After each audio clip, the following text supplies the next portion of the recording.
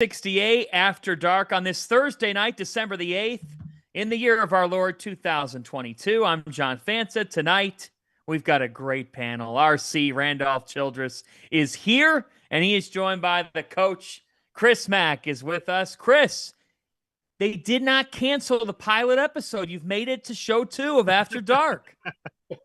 So far, so good, man. I appreciate you having me once again. But they did. I think you might have fired Goodman from, right? Goodman needs to be fired all the time. But, yeah, the fact that he's not on tonight probably will make the show go a lot smoother and a lot more enjoyable for the folks watching. Randolph Childress, it's great to see your face. It's great to be talking hoop with you. You know, I'm curious, Randolph, because we've discussed this a couple of times this week. So we're a little over a month into the season. You've seen a lot of teams. When you think about the national picture, how many teams could win the national championship? I still think it's so hard to say. I mean, none of us would have picked the Carolina to run, and they were a rebound away from winning it. In that group, we all were debating on whether they should have gotten the tournament. And if I had to pick an early favorite right now for me, I hate to do this because I know Rob is somewhere listening, and I don't. Oh my! Yeah, the Huskies look really, really good to me right now. I love their bigs, but I love their wings. They're defending. I'm just, if you had to, Purdue's played probably the best resume, has been as good as anyone. I just don't know if come tournament time how that's going to play out again. They just hadn't had a lot of success in the tournament. They're a great program, obviously, but I worry about bigs in the tournament when the things slow down in the small ball era with guys. I worry about how they match up. And that team, even with a guy like Zach Edey, has multiple bodies to throw at him. So right. If I had to pick one right now, I'd say UConn. So you picked one, but the answer is you don't really know. I mean, and Chris. No, I don't. Yeah, that's just it. Like, Chris, you had an Elite 8 team one year. That team didn't look like an Elite 8 team in December, even in January, even in early February at Xavier. That's the beauty and the other side of the tournament, right? Yeah, I'm with Randolph. At least I think it's way too early. I mean, obviously the heavyweights that you talk about every year. You know, I think Kansas obviously is a really good team. Duke has a lot of young players that who knows how that development will look in 2 or 3 months. Houston looks like they got a bunch of dogs and they got some experience. So I just think right now though it's way too early. And I love Purdue. I love the way they play. I love what they stand for. I don't know if they have a guy that necessarily can, create his own shot down the stretch. But Zach Edey's hard to guard, man. The way he's playing this year, his size is just it's awfully unique for teams when they have to face him. So tough, so difficult to guard. And that's the point at the top of the show, folks. In a night where we didn't have a ton of games, the point is right now in this sport, you look at this week, you look at the first month and change, you think one thing about a team one night, the next night they come out and you feel like you don't even know who they are. Identities are still being formed, and some of them might not come on until that calendar turns. You hope it comes on then. You hope it doesn't come on too early, but that's a good thing for college basketball. The state in the sport is very healthy. It's not like we've got a team that's going to go into the tournament at 31-0 and then just run ship in the tournament and make it to the Final Four of the national championship game in fall like we saw with Gonzaga a couple of years ago. And there was no doubting going into that tournament that Baylor and Gonzaga were probably going to be in the Final Four and could likely be in the national championship game, and that's what happened. This year, you could see any one of 20 to 30 combinations, and I don't think it would surprise either of us. But let's turn to tonight here and what we saw. Ohio State, 67, Rutgers, 66. Tanner Holden had 3 points on the night. They were the final 3 points of the game. A game winner for Holden, and the Buckeyes take it by 1 over Rutgers, and we are joined by their head coach, Chris Holtmann now coming to us from Columbus. Chris, I see a smile on your face. Chris Mack is with us. Randolph Childress is with us. When you can win on a buzzer beater, man, that grin's a little bit wider. I don't care how it happens, what happens. Tanner Holden, the hero tonight. How would you describe it? Yeah, when you can win it all, that's for sure. In league play, and obviously you guys all know that, in league play, if you can get a win, home, road, you got a big smile on your face because they're hard to get. So great being with you guys, Randolph, Chris, John, great being with you guys. Yeah, it was a good win. Rutgers is really good. I think they're really good. They're hard to play. They obviously really took it to Indiana, but I just think they're really good. Steve does a great job. Their big kid's great. They're long. They're great defensively. It's a great win for us. I just wanted to say congratulations, Coach. You drew up a hell of a play to win it at the end there. I mean, that was textbook. You know how that works, man. Out the timeout. we have a saying that you'll appreciate: players win games. You know, that's you know how that is, man. Like, no doubt. I tell you, Randolph, we had this. So we had a play called if he made it, and we had the guy who made the shot was our best baseball pass guy, and that's why I subbed him in. And because he's the guy who ended up making the three. It shows you how crazy this business is. I subbed him in to throw a full court pass, thinking we were going to be down 3, and he drains the 3. So yeah, man, you know, my wife said, "Hey, don't tell the media that. Like, tell him you subbed him in." You know, no, I was like, I don't care, man. Like, so yeah, it worked out. Hey, who does your interior decorating, man? That's pretty impressive there behind you. You know what I mean? Like, I would have thought you'd been at like a Columbus sports bar tonight after that one, but you're just sitting in the kitchen. Like, Mac, I'm exhausted, man. Like, I'm exhausted. Like, what the hell for? You didn't do anything. That's exactly You sit right. on the side. You just told us that the play you ran wasn't even the one that ended up winning the game. You put a kid in to throw the pass, and he shoots the ball. Yes. You know what I mean? That's exactly right. They won in spite of me, basically. We won in spite of me. That's what you're saying. I don't believe that for a second, man. But you're right, Chris. I tell you what, Rutgers is tough as nails, and it's hard to get a shot around the rim. You guys obviously aren't the biggest team in America. You know, that last possession you had before the game winner, a kid gets a shot blocked by Cliff, and you know, fortunate missed free throw and puts you guys in the opportunity to win the game. Unbelievable shot. It was an unbelievable. I tell you that the kid Bruce Thornton, he's a freshman, guys, and he made 2 phenomenal plays in the last 4 minutes of the game. He got on the floor for a loose ball, tie up, calls a timeout, and he takes a charge. He didn't go out of bounds. Yeah, he didn't go out of bounds. Like, the other part of it, we could debate that. Was Tanner in bounds, you know, the established position, whatever. But Bruce didn't go out of bounds, and I think to deliver that ball and have the poise to do that was incredible. Yeah, I mean, you know, there's so much that's already on social media about the fact that Tanner Holden was out of bounds. You know how many times when teams run baseline runner, the cutter steps out of bounds, you're screaming to the official, he can't touch the ball. Guy passes it to him as he comes off the cut. They never call it. So that's right. That's never. I don't even know why it's in the rule book, to be honest. But you know, you could tell Rutgers bench didn't even put up a fight because they didn't know it happened either. I mean, it's just part of the game. Yeah, it's obviously a tough way to lose, and they, you know, you could argue they deserve to be right there and win the game. But you know, again, these games always, like, we got 19 more. I got 19 more of these. I mean, you got to be kidding me. Hey, you lost the 3 about 2 possessions prior to when Zed, you know, got the no doubt, you know, the illegal screen, which you know, Robbie Hummel said yes, then he said no, then he said yes. So, you know, Hummel doesn't even know whether it's an illegal screen or illegal. Is that what Hummel said? He went back and forth. He needed to see it 6 or 7 times on replay to say that it was an illegal screen. So that tells you all you need to know. I was not happy with that call, but I just think in that situation, you know, unless it's egregious, you got to let that thing go. It's my thought. But anyway, you know, balance. I'll tell Kip the next time I talk to him, you know. Okay. All right. You guys got finals coming up, Coach? Yeah, we have finals coming up, and then we got Carolina next Saturday. Yeah. We got Carolina next Saturday. Yeah. Yeah, just, you know. I don't, just playing league games. I'm still not used to playing league games this early.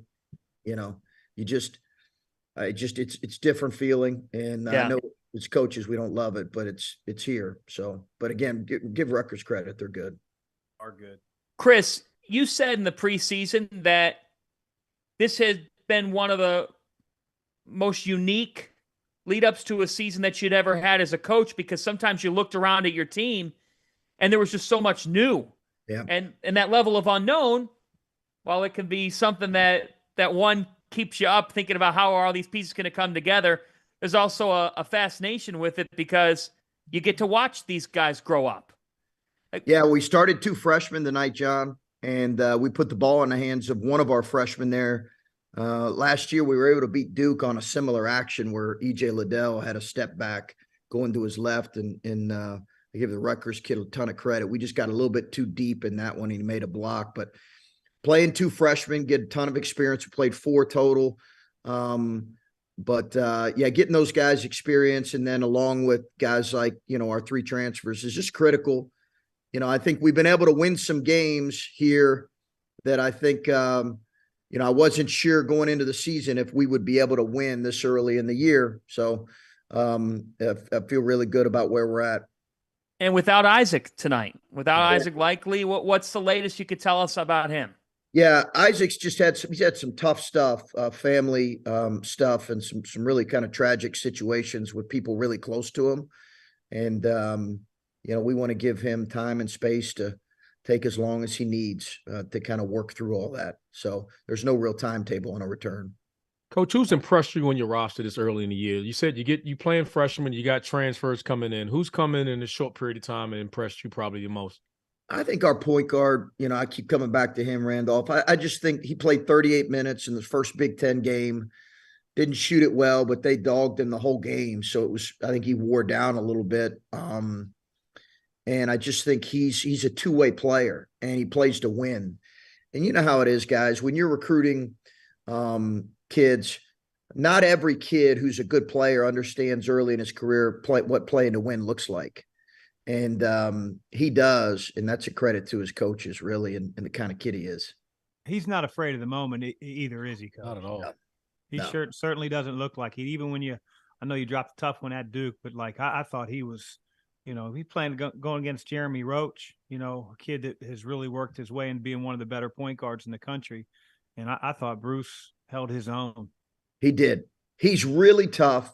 And to your point, he doesn't get sped up, and the moment's not too big for him.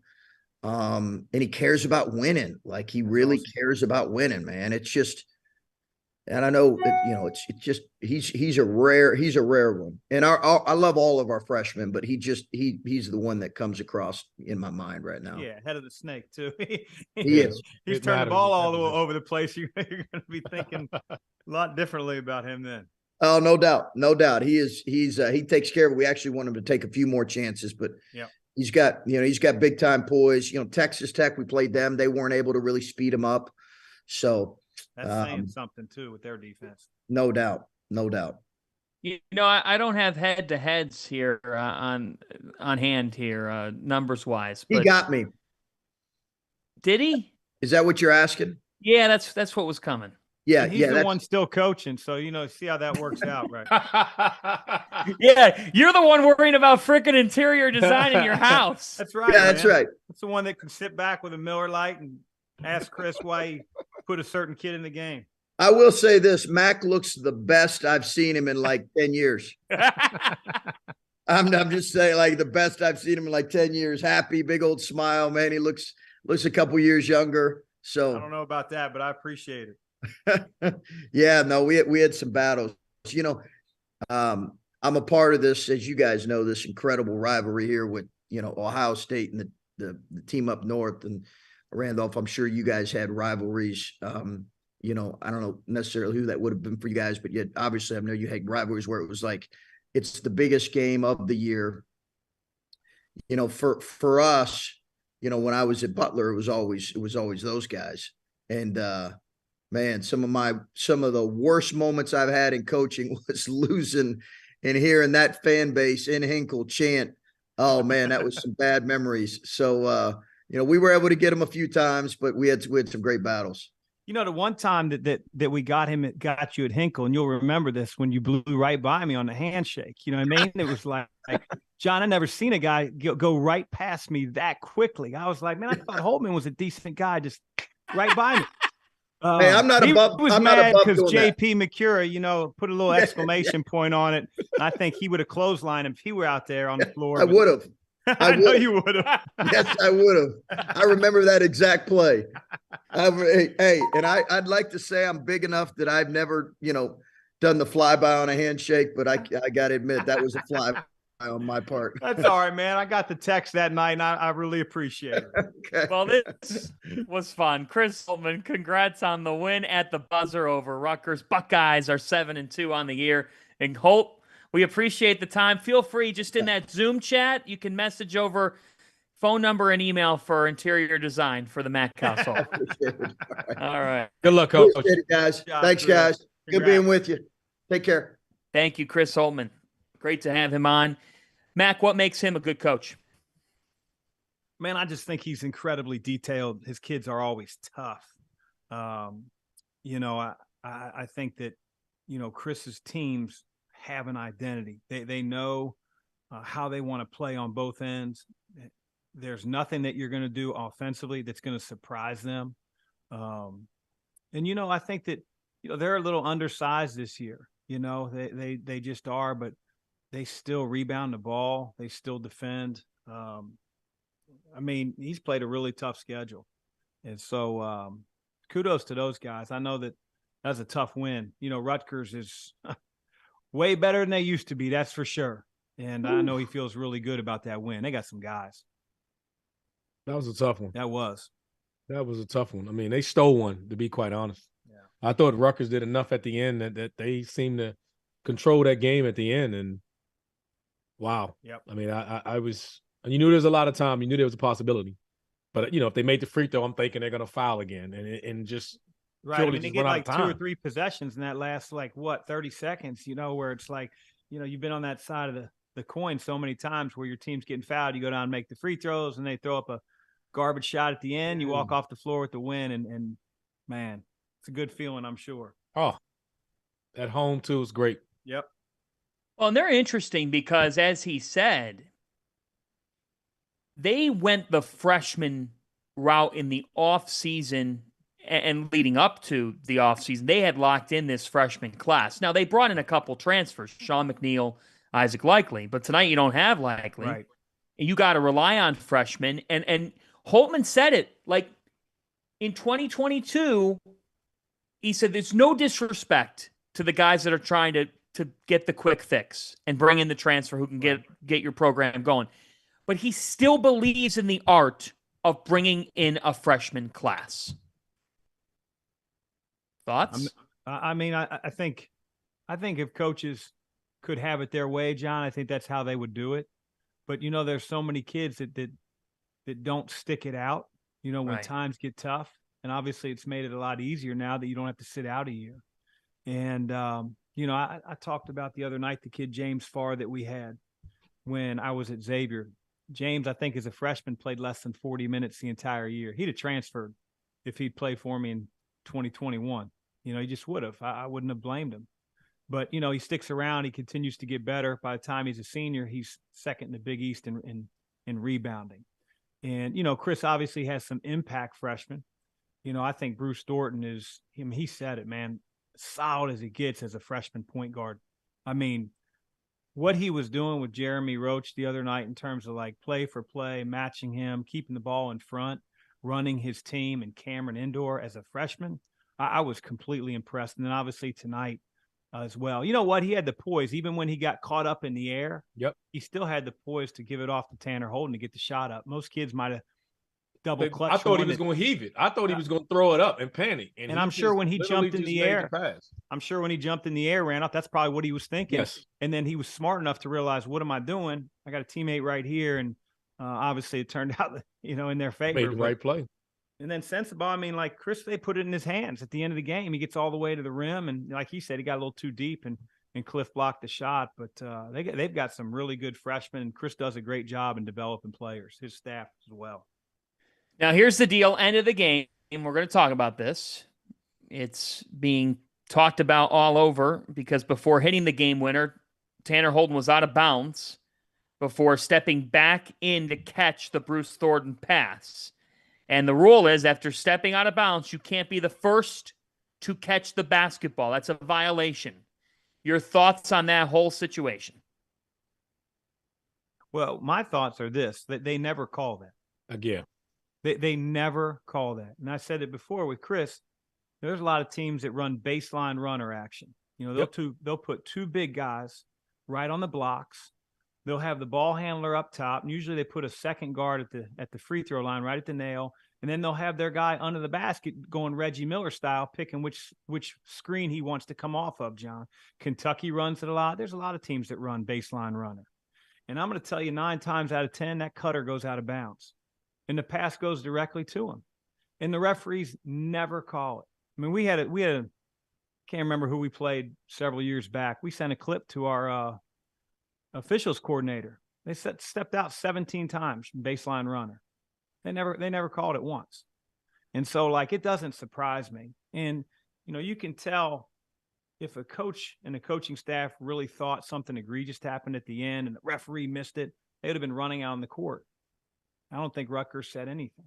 You know, it's easy to like look at it in an instant replay. I don't even know why the rule's in existence, to be honest. I don't think anybody's even questioned it because I wonder how many people even thought about that as far as being a rule anyway. Exactly. Because when you're thinking about a baseline of the bounds, how many times this year already have we seen someone inbound the ball, and then someone runs out of bounds, they pass it, step back in bounds, and catch it again? You're not thinking anything between that scenario and a late game scenario that we just watched tonight. You're not thinking there's a difference in either play. I throw it out of bounds, and then I step in bounds, and I'm the first one to catch it because I want to get the foul or whatever. People do all these little creative inbound plays late to get the ball into someone. So I wonder if people really even knew that was a rule. And obviously the officials didn't think much of it because they sure as hell didn't call it. Yep. And I don't think they're ever looking for it. And that's no on the baseline. You know, here's the thing. So I'm going to look back on something in the preseason. And let me preface it by saying, like, I'm not here cheering for Ohio State and I'm, you know, hey, Rutgers, you know, take that. I really don't care. No, right. Rutgers could have made the shot. We would have. Yeah, Rutgers could have made the shot. I just don't think it's a call that gets called. No, it's not a call that gets called. And here's the thing: if that's the call that decides the game, you sit there saying, "Ugh, that's gross."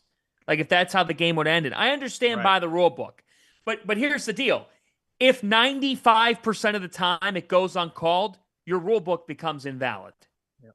And this goes back to something that on a preseason broadcast call that we have with Fox Sports, that I have being part of their commentary crew, they brought on the new head of officials this year in college basketball, Chris Rastatter.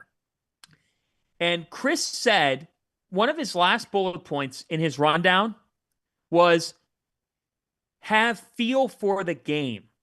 And he said, let me clarify that to all of you. Right. He goes, we talked to our officials about the fact that we can put together points of emphasis. We can put together what we're looking at, hand checks and over the back and what you name it, jump balls.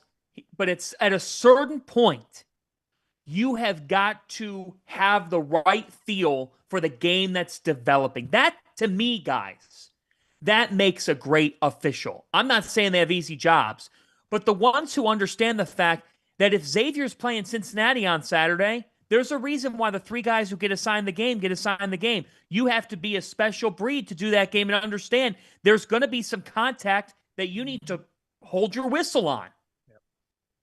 No question. You have to do that, but you know, I'd also say we get in you get in those situations again. You're not thinking about that. You want the players to decide the game, and tonight the players decided the game. If he didn't go out of bounds trying to manipulate the rule or try to hide it. I mean, it's just the way the play developed. There was no malicious intent trying to do anything to bend the rules or try to sneak and get something done underhanded. It just happened. The kid made a shot, hadn't made a shot all game. And that was the first shot of the game for a game winner. Kudos to him. A player decided the game. If you're going to lose, as devastating as it is, there's a million other things you can point to of your Rutgers and say, if we would have, could have, should have did this right, we would have won this game. So I think they're okay with that. They're proud of their effort. They're disappointed about the win. I mean, the loss, no doubt about it, but that's a hell of an effort. And you got a lot of teaching points to go back, but you don't have a lot to be angry with your team on tonight because they played their tails off. They competed their tails off. They did. All right, let's turn to the team up north, Michigan, taking on Minnesota at the Barn tonight. Wolverines winning 90-75. Hey, by the way, we've got Fran McCaffery, the head coach of the Iowa Hawkeyes, coming up on tonight's show. So if you're a Big Ten follower, this show tonight is for you. The Big Ten has gotten off to such a strong start to the year, and the Hawkeyes bounce back tonight by rolling past the Cyclones without Chris Murray. How'd they do it? That is coming up here on After Dark. We're presented by Bet Rivers. Head to fieldthe68.shop, fieldthe68.shop. Check out our merchandise. Check out all those shirts. I know Mac is going to do some shopping. Goodman gets like 8%. You can start to help him out with that $460 card game tab that you talked about on show 1. Michigan wins 90-75 tonight. Randolph, they now have life without Jalen Llewellyn, who's out for the season, the transfer guard from Princeton. A lot of high hopes. So it's Kobe Buffkin, it's Doug McDaniel, had a big night, Jed Howard and company. I guess the question I have for you is, the Michigan Wolverines, they've had a bit of an up and down start to the season.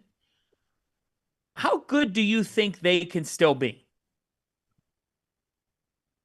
I thought little Dougie played well tonight, man. Dougie stepped up and played really, really well, right? Can he keep that up? Man, he's a blur. He's a small guard, but he's a blur.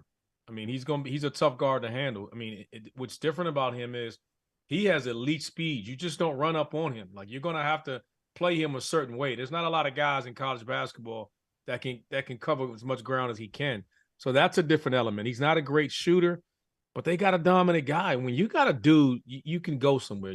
When you got guys like Hunter Dickinson, you can play through that can just change the game. He's a great passer.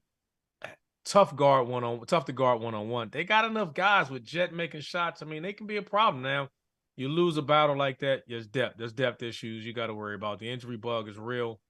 But they're right there. All these teams, everybody we've seen has flaws. There's only like 2 or 3 teams that we've seen right now. We're like, man, this team looks to be just really, really good. But all of them have flaws. And we've seen some of Michigan's in a sense of being inconsistent. But again, who hasn't been that way this early right now? That's part of what we're saying. We can nitpick every roster in every situation. Right. Any feelings on Michigan, Chris, from what you've seen? Well, I just think if you have a kid like Hunter Dickinson, right, and you surround him by some guys like tonight, they go 10 for 18 from the 3-point line. They're going to give anybody a game they play. Anybody. Yep. Because, like Hunter isn't that kid that can only roll to the rim and finishes around the basket. You can post him up. He can pass out of a double team. For a while, you saw Minnesota really blitzing, hard hedging the ball screens, and they were short rolling him. And so now he's maybe making the hockey assist, spraying it. I mean, like, we recruited Hunter out of DeMatha High School. We have Mike Pegues on my staff, who's now at Butler, DeMatha guy. We were in Hunter's living room, and we watched him play a whole lot. And I'm going to tell you, he can really pass. Yes. He can almost when he was in high school to a fault. It's like, if nobody's doubling you, you got to score the thing. And he's learned that. And obviously he's gotten better and better. But if they shoot the ball the way they did tonight, Hunter's a very difficult matchup for anybody in the country. 7'1", he can score it. And when you double, he can pass it. And like he said, Doug McDaniel is also from DC. He's a blur. He is a blur. So I know losing Llewellyn hurt them, but I also don't think that they're a lost team by any means. I think that they can continue to get better and, be a tournament team. It's interesting because the net rankings come out, and it's early because analytics always have certain things that are just skewed this soon into the season, like you guys brought up at the top of the show. But the Big Ten had 7 of the top 30 teams in the net rankings. In other words, because they're going to be playing each other for the next couple months, they've set themselves up to get at least 7 teams, perhaps 8, perhaps 9 teams into the NCAA tournament You think about this league right now. Illinois comes back and beats Texas. Purdue could be argued as the best team in the country. Indiana has just one loss. It came at Rutgers. You both just said you think Rutgers is really, really tough. There's no shame in that. Indiana will meet Arizona Saturday night. My question to you, Randolph Childress, is we've seen the Big Ten have the strong start to the season. Do you believe that this version of the Big Ten, that these versions of these teams are going to actually do damage when it matters most?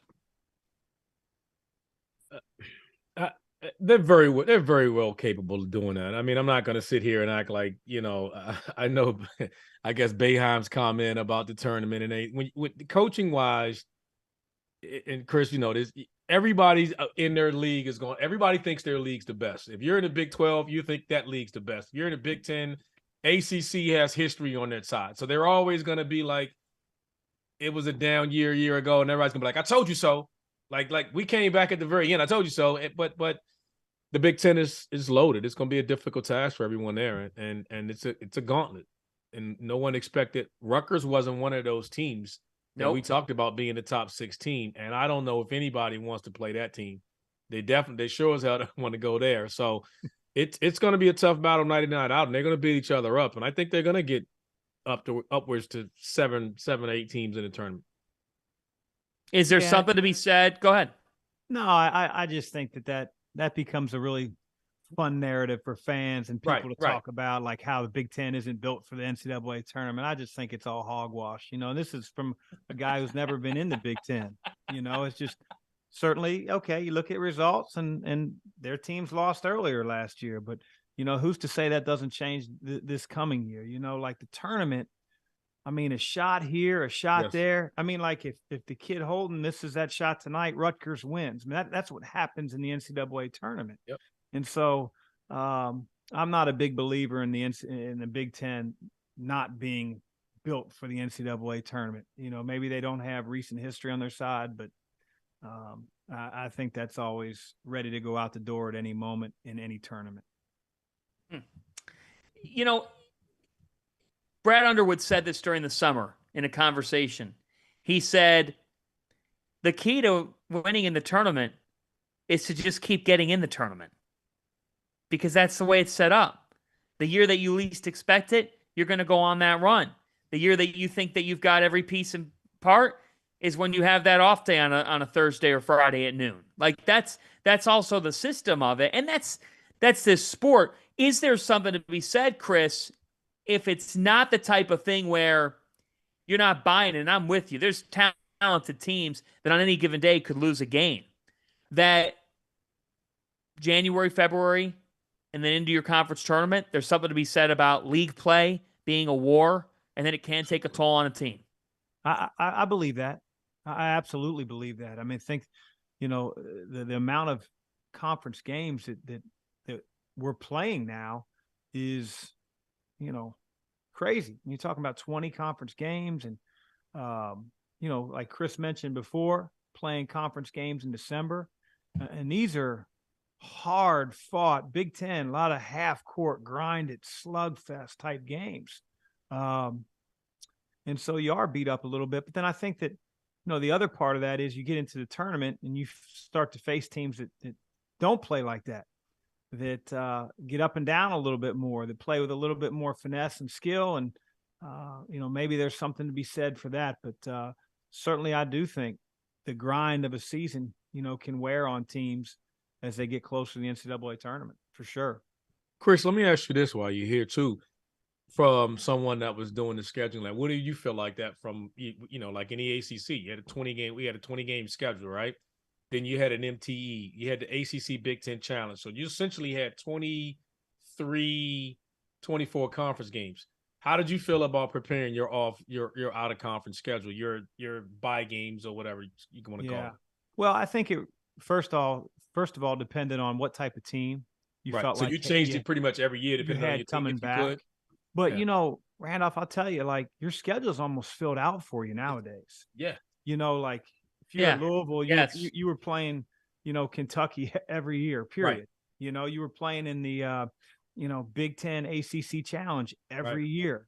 You were always in some exempt event that you didn't really control your opponents, so all of a sudden, and when I got to Louisville, there was a 4-year contract with Western Kentucky on the books. And so we didn't have a whole lot of freedom. It was like we were trying to schedule maybe one home and away with a high major.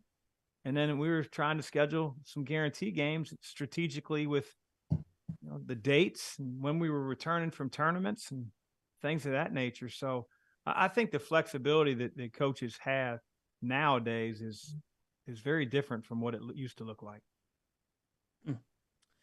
One last thing for you on this before we move on.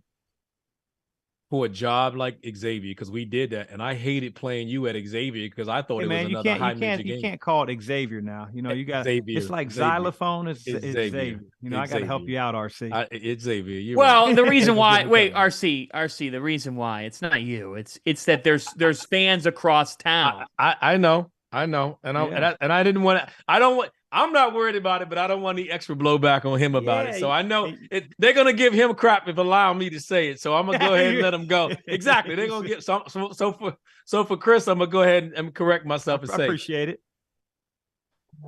If you're coaching now, like people take the advantage of a guy in hindsight now, take away all the financial pieces and everything else. Right. A job like Xavier, as opposed to it can not even be Louisville. It can be another high major job because you're the big ticket there at Xavier, right? If you were to take away the financial packages and everything else, if you were advising another coach, what would be the benefits of jobs like that, and what would you recommend? Because there's a lot of things that come with the high jobs, the high major jobs and everything else, and you don't know them till you get in them. Right. But you're at certain jobs like that are obviously it's not the resources are good enough. Yep. And you're doing really well at places like that.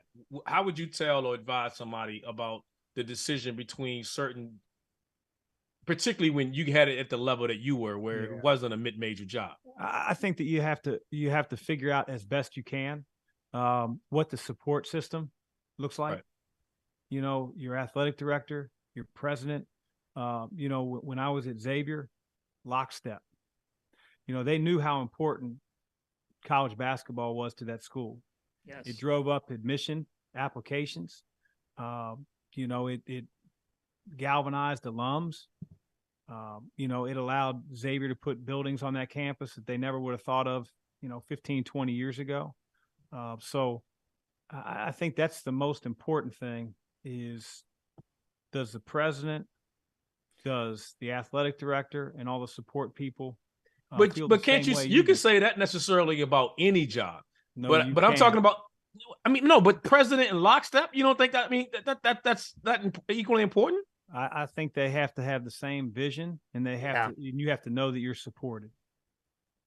I'll say this, and I'm not in coach. Not every school places basketball, at as high as other places. John's been around the country. No one does in the Power Fives, pretty much. That's why I was asking the question, like at a job like that. Yep. In hindsight, not really my point in asking you the question was, having a job like that, is it almost better because not many in most schools, you're just there and it's all about football, particularly now, and you don't have to deal with that. I think so. I want basketball to be really, really important. Right. Because obviously it's crazy important to me. But I know you know this, Randolph, because you're in the business. How many of those coaches talked about that they love being at a football school because they could sort of hide behind the curtain? Hide behind it. Yeah, right. And I couldn't live that way. Like, I want to make sure that, our guys are practicing hard every day. We're trying to win a championship. Like, I want them to have as much support. I want students at the games. I want students camping out before the games. And you don't find that at a lot of places. Right. And you certainly find it at Xavier. And so there's a lot of places that are like that really care about basketball, and they still have football as well at some of those places. Right. Because at the end of the day, Nate Oates can do an unbelievable job. And he is. And he is already doing it.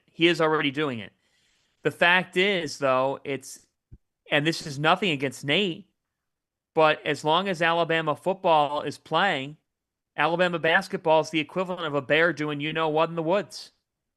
That's what it is. I mean, I'm sorry, but that's just the case. The same can be said. Like I get those vibes. Florida State. I think they get good attendance. But if you ask any common fan of Florida State athletics, they're going to say what they want badly. And what they want badly is a college football playoff berth. That they would do anything to have that. And you can go right down the line. It's hard. I went to a TCU game last week. TCU was hosting Providence.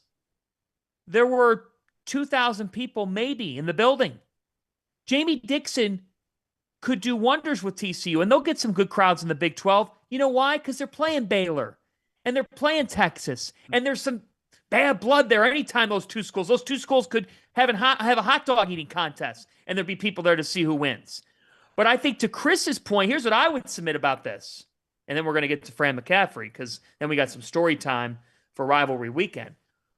But I think it's interesting, Chris, because at least in my time covering the Big East very closely, even at some of the basketball institutions, at a certain point, there gets to be a time where there's a cap, or where their messaging doesn't necessarily match what the commitment is from an administration standpoint. And I always felt this with you at Xavier, and I still feel it with Xavier. Whenever I walk into Xavier's facility, I know, at least from my vantage point, that basketball is going to come first, and that administration, if they're asked for something, will do what they can to make it happen to win. Very fair. And there's some places that might say they're basketball first, but behind the scenes, they don't end up having what they say because of certain things, and because at the end of the day, it's a money thing. Yep. It's a money thing. And if your university president doesn't get sports, you're in trouble. You know that Price is Right game of the hill climber? That's where you're going to be. You're going to be trying to battle to get up to make that president realize. You want two things out of a university president. You want the university president to either be invested in sports and realize it, or you want the university president to not give a damn about sports, but they know they don't give a damn, so they let the people who do give a damn make the decisions. All right. Iowa won tonight. They beat Iowa State in commanding fashion, and we had Fran McCaffery. Jeffrey Goodman joined for this as well. Here's the conversation. Iowa wins it 75-56 tonight over the 20th ranked Iowa State Cyclones, and we are joined by the Hawkeyes head coach, Fran McCaffery. Now, Fran, it feels like yesterday that we just saw you, and it really wasn't that long ago in terms of 2 days. And tonight your team puts together a great performance against a top 20 Iowa State team. What can you say about your group's resolve in such a quick turnaround to beat a team like this by 19? Well, you're right. I couldn't be more proud. I think, I talked about this with the guys after. We put a game plan together. We put our offense in the summer through the fall. We talk about defensive concepts. We work on things. But it really comes down to your ability to compete and to be able to process a game plan. The other night, I thought we fought hard. We didn't play particularly well. I always credit the other team when that happens. I don't say, well, we didn't do this, we didn't do that, that's why we lost. Okay, yeah, we didn't do some things, but we fought them. We hung in there. No excuses. We knew this when we scheduled this game, right? I didn't know it was going to be a 9:30 game on Tuesday night. I didn't know that. I didn't know that the Illinois-Texas game was going to go into overtime either. So it was really a 10 o'clock game. Hey, still, whoever scheduled it, come on. One day in between, they should be fired for scheduling this. Well, I can't fire myself. Right. Somebody should take away the scheduling from you. How's that? Well, basically what happened, Jeff, in a year where we had both challenges, the Big East and the ACC, Iowa State. We played 2 Power Fives in Florida, Clemson and TCU, and 20 league games. We literally had 1 game to schedule, and we were not going to schedule one anywhere else than Carver Hawkeye Arena. And then we got the phone call, do you want to participate in the Jimmy V? Well, that is something that I consider is very special on a number of different levels. And you and I talked about it before the game. Yeah. You know, our relationship with Dick Vitale and what we've done, my wife and I, with Coaches versus Cancer, with the V Foundation, with what we went through with Patrick, we want to be a part of that. You have a chance to play Duke in Madison Square Garden. You recruit young athletes and you tell them, hey, we're going to play in the best arenas. We're going to play in the most prestigious events. You get an invitation to play, you accept it. You don't come up with a reason why you can't. Now, I really didn't think we were going to get back. They didn't get to bed till 5 a.m. And like I said before, we gained an hour coming back. So the time changed. So we were locked in, guys, yesterday for practice. We were locked in today at the shoot around. And I just felt like we were going to play well, and we sure did. So I picked you, as you know, to win the Big Ten prior to the year. I was getting a lot of shit the other night after that Duke game at Madison Square Garden from Fanta, from Rob Doster, from John Henson. They're all killing me. Did you tell them that you know way more about basketball than they do? I couldn't that night. That night I didn't have a lot. You didn't give me a lot of ammo, Fran. You just say, listen, that's why you play 31 games. Right. That's right. What do you listen? The fact that you did this tonight against a rival, and I'm telling you, it was about as dominating a performance as I've seen in a long time in a rivalry game, Fran. But you did it without Chris Murray. How shocked were you that you were able to win it? Not only the way you won it, I mean, it was crazy. Well, here's the thing. You know, when you substitute Connor for Chris, you know, he's experienced. He can score. He knows how to play against unique styles. They have a unique style defensively, Iowa State. Mm-hmm. And so he's going to fight you. He was spectacular. I knew Rabracha would be fine. I knew Tony would be great. Tony was not pleased with himself the other night. He didn't play well. Nope. And he was going to come back and have a great game. You know, pretty much everybody I put in played well. And like I said, it's all about competition. These guys being ready to compete. My concern was not, you know, could we play well and could we win without Chris Murray? My concern was, would it really affect our depth? Like, we were okay, but if all of a sudden Connor's in foul trouble, Rabracha's in foul trouble, we get really small. And so the fact that those guys were able to play 35, 37 minutes was the difference. Fran, something that I observed the other night, watching your team run back to the tunnel at the end of the game. You had a couple at the Garden. You had a couple of Iowa fans that are cheering you on, saying, it'll be all right, next game, next game. Watching your kids' faces, you could tell that you have an experienced group because, yes, they were probably pissed off they lost. They were pissed off they lost. But it just feels like there's a great sense of awareness from your group, a realization of who they are and the marathon of a season. Did you sense that in the last 48 hours? Well, I think that's a very accurate statement. And it goes back to, you know, Jeff was giving me a hard time about scheduling. But I think the only way you schedule the way we did with this schedule, I just explained to you what it was, is if you have total belief in your guys. And you can't do it without experience, without toughness, without versatility. And so when I scheduled this way, I felt like we could handle it. And I think what you noticed and what you witnessed was a maturity that, quite frankly, is a necessity. Yeah. Because anything short, and we're going to get blown out. Yeah. You know, this team would blow you out. So the way we came out of the gate and then just maintain the lead. 20-2. Yeah. I mean, that's obviously what we hope to do every game. It doesn't happen that way. No. But you know, the way we held them off, because, you know, this is a competitive team. TJ does a great job. They're going to keep coming. They're going to keep fighting. But so did we. Last question, real quick. Give me the 30-second update if you can, Dr. McCaffery.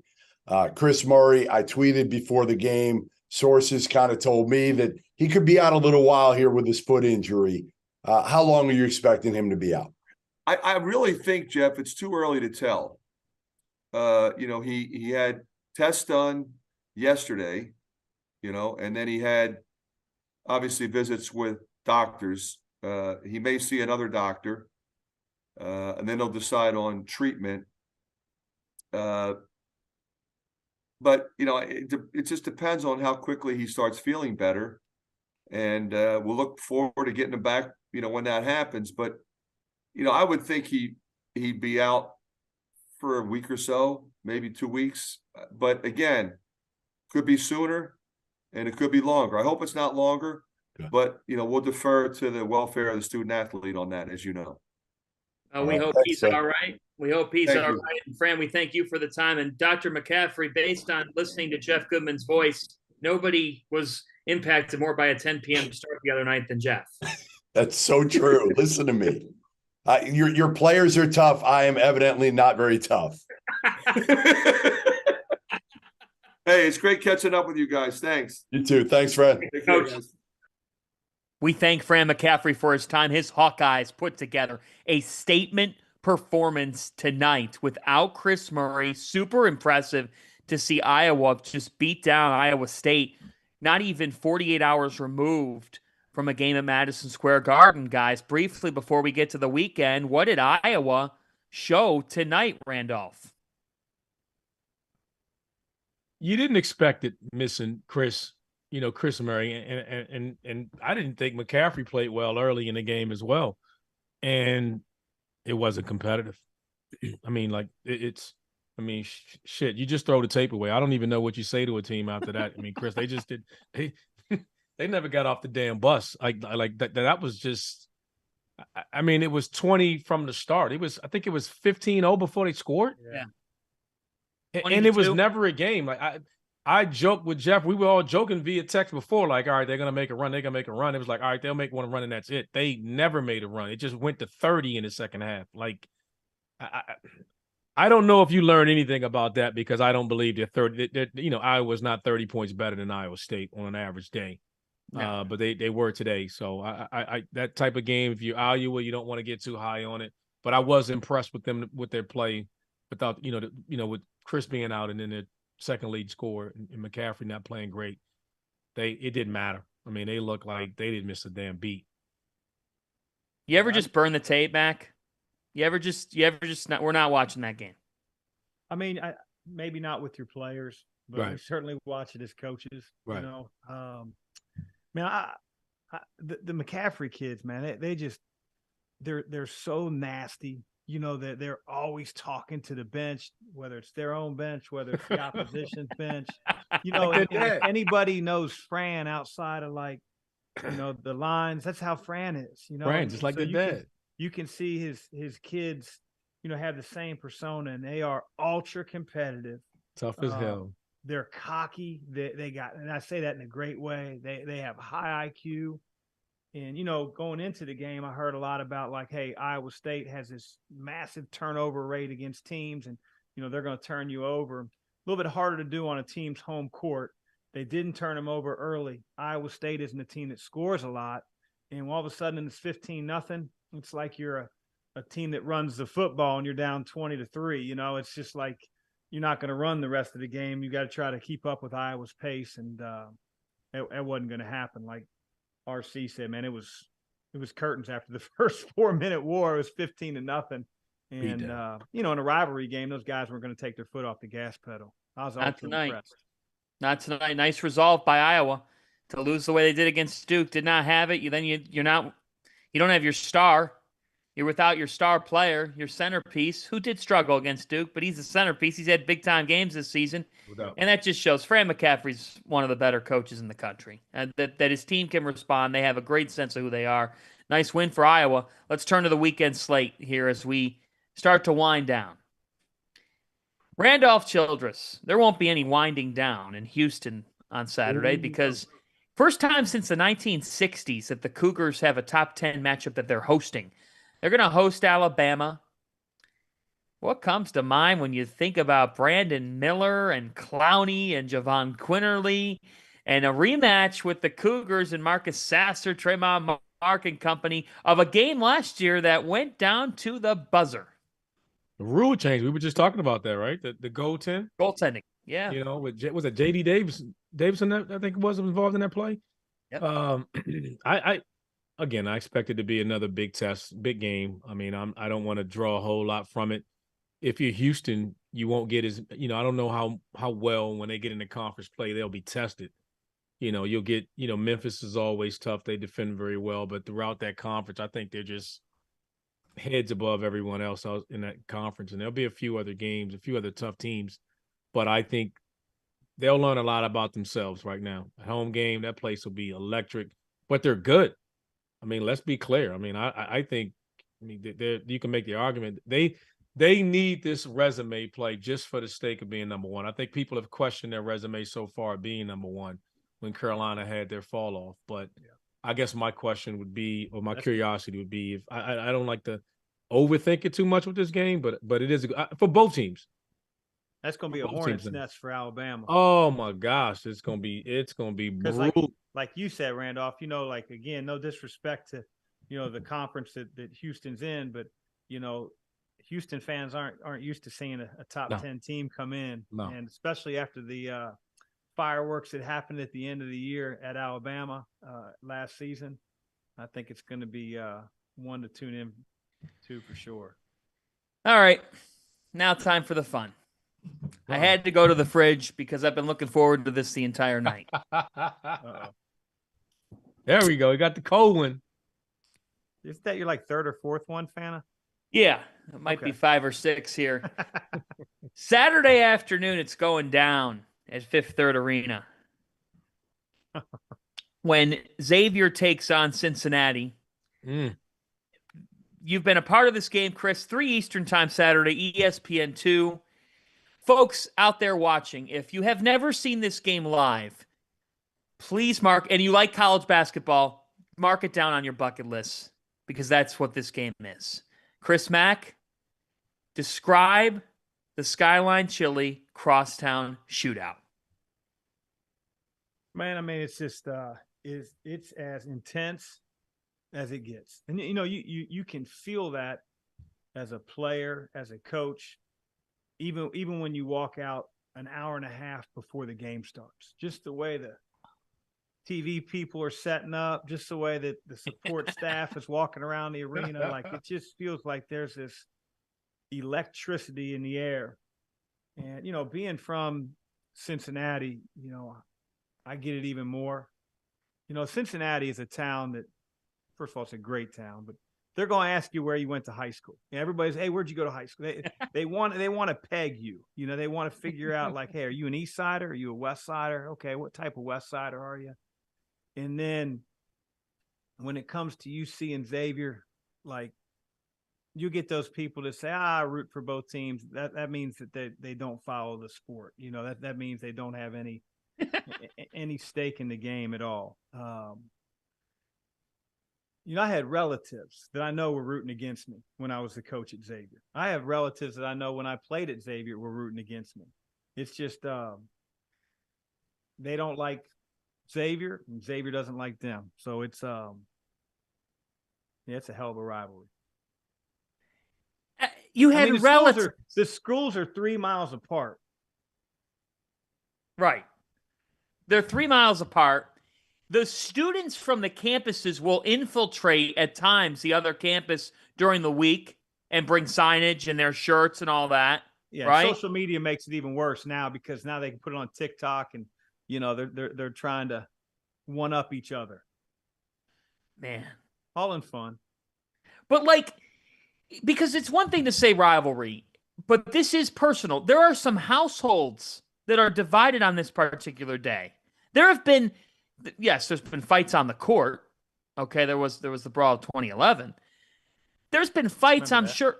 Yeah, you remember yeah. You remember a thing or two about that, and we're not going to get into vivid details about it. We're not going to get into vivid details about it because it's done with. But by the same token, that fight was a result of, frankly, pure hatred, right?